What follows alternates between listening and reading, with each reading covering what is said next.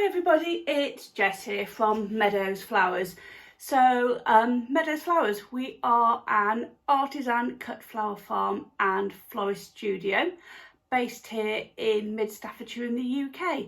So for those of you that know Staffordshire, if you draw a large triangle between Stoke, Stone, Stafford and Uttoxeter, we're about in the middle there.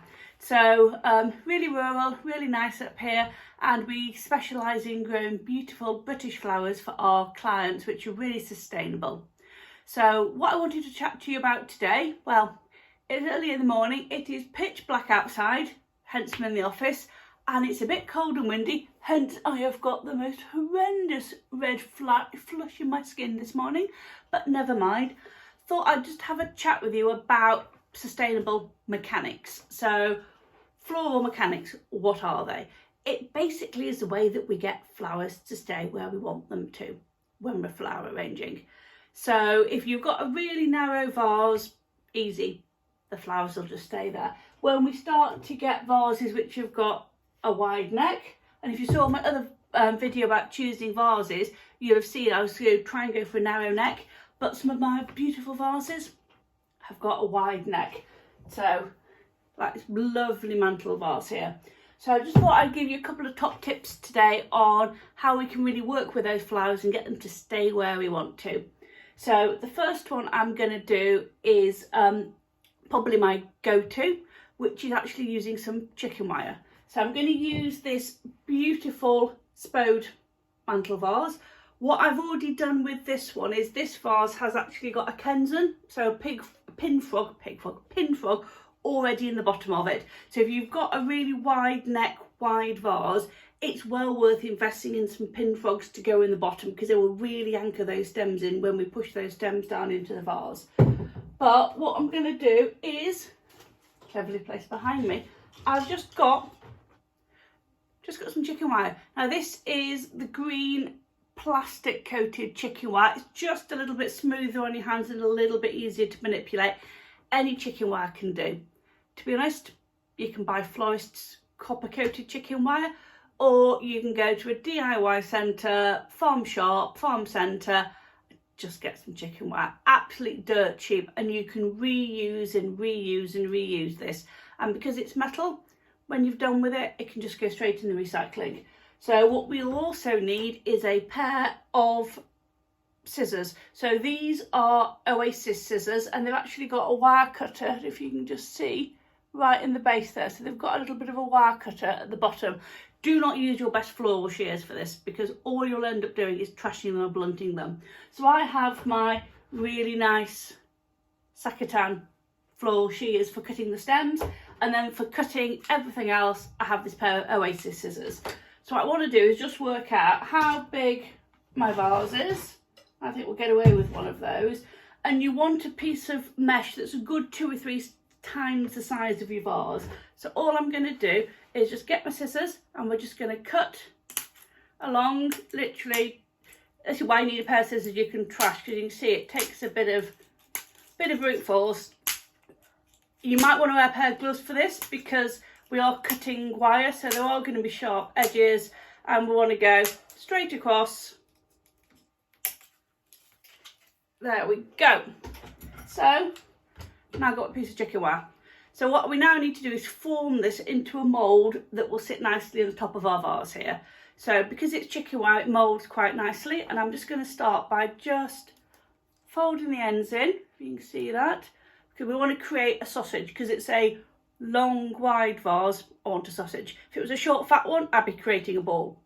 But again, because this is plastic coated chicken wire, it's a little bit nicer on the old hands. It's not quite as horrible to try and feel. So I'm literally creating a sausage, and it doesn't have to look anything fancy. So now I've got a sausage of chicken wire. I've now got my vase, and all I'm going to do, hopefully we can get this up so you can see this. I'm going to take my chicken wire, take my vase, and I'm going to fold the ends in like this. So now I've got an oblong of chicken wire, and I've got my vase, and I'm basically going to force it into my vase. The vase won't mind. You really can push this in. And I want this to be sat just inside the top of my vase. And I can just pull the ends out. And there we have it. I now have a really nice grid that I can push my stems into. Really simple, fill it with water, arrange into that all day long. This chicken wire's not going anywhere. I've really wedged it in there. And then when I'm done with it, I can just pull the chicken wire out. I tend to keep hold of these because I know that that chicken wire now fits this vase. And again, it won't go straight in. I will have to force it in. But I've now got a nice, sustainable mechanics in my lovely mantle vase. No floral foam in sight, no plastic in sight. Easy peasy. Other top tip I'm going to give you is a little bit of an easier, excuse me this morning, a little bit of an easier hack if you don't have any chicken wire to hand. It's not great if you've got really thick heavy stems, but if you've got lots of light airy things, this will work really, really well. And all you need is a roll of tape. So this is proper florist's pot tape because it's a dark colour and it's waterproof. Sellotape works just as well. And again, need a pair of scissors.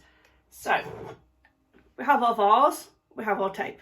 All we're going to do is make a grid of tape across the top of our vase.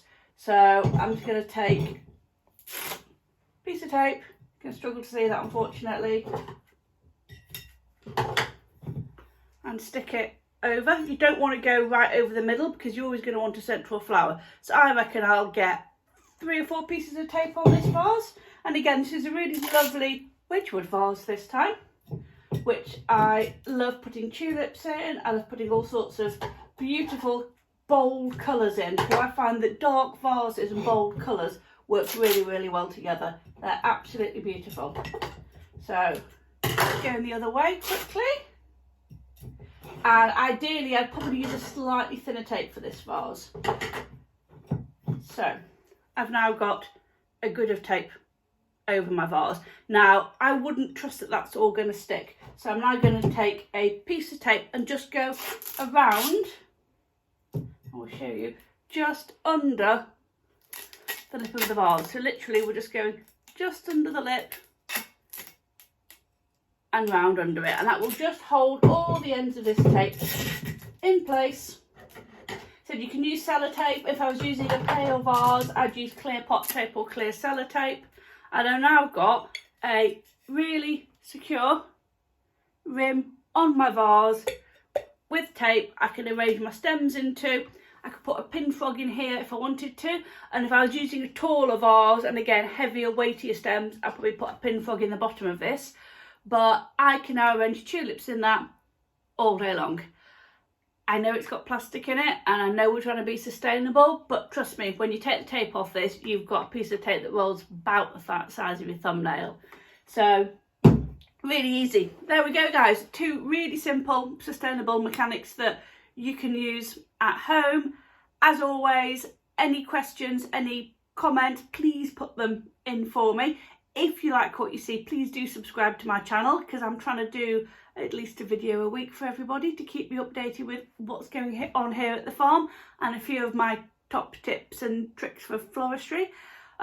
So any videos you want to see coming up, anything you want me to do, please let me know in the comments. But as always, I'm Jess from Meadows Flowers, and I will catch you all soon.